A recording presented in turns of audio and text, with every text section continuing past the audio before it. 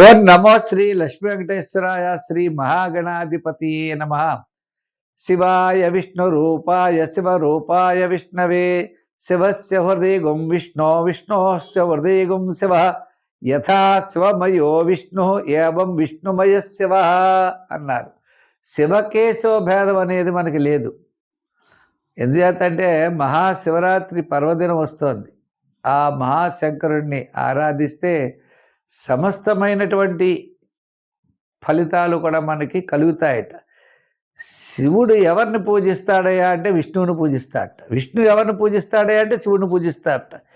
అంచేత ఇద్దరూ ఒకటే అని చెప్పి మన భావాలు. కాబట్టి ప్రతి ఒక్కరు కూడా ఈ యొక్క మహాశివరాత్రి పర్వదినమున ఆ శంకరుణ్ణి పూజించాలట.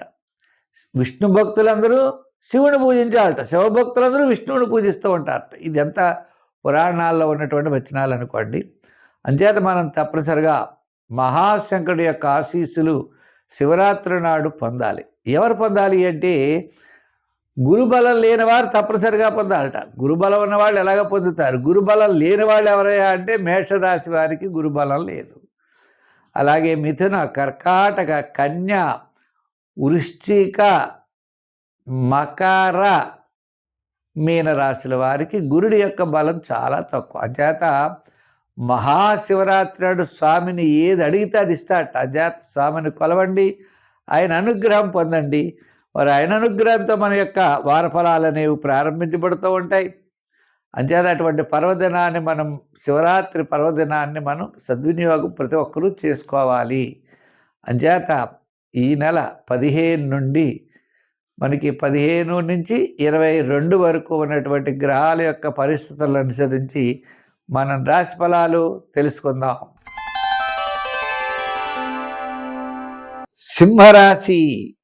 ఈ సింహరాశి వారికి గురుడు లాభస్థానంలో ఉన్నాడు, 6వ స్థానంలో కుజుడు ఉన్నాడు. అయితే చంద్రుడి యొక్క బలం ఈ రాశి వారికి వారు అనుకూలంగా ఉండడం వల్ల స్థిరాస్తి డెవలప్మెంట్స్, కుటుంబ ఆర్థిక సంతానపరమైన వ్యవహారాలు, శుభరూపమైన వ్యవహారాలు, ఆధ్యాత్మికమైన కార్యక్రమాలు, ఈ విధంగా అన్నింటా కూడా విజయం సాధించే అవకాశాలు ఉన్నాయి. వార ప్రారంభంలో కార్యజయం, ధనలాభం, వార మధ్యలో కూడా చాలా ప్రోత్సాహకరంగా ఉంటుంది. వారాంతం కూడా ముఖ్యమైన వ్యవహారాలు తప్పనిసరిగా లాభిస్తాయి. అందుచేత ఈ రాశివారు ప్రతి పనిని కూడా చాలా శ్రద్ధగా చేస్తారు. నిదానంతో ముందుకెళ్ళేటువంటి పరిస్థితులు కూడా ఉన్నాయి. మరి కుటుంబ ఆర్థిక సంతానపరమైన వ్యవహారాల్లో మంచి కాలం నడుస్తోంది. ఆర్థిక వ్యవహారాల్లో అనుకూలమైన సమయం, మంచి నిర్ణయాలు తీసుకుంటారు. తద్వారా విజయం వైపుకి ముందుకు వెళ్ళగలుగుతారు.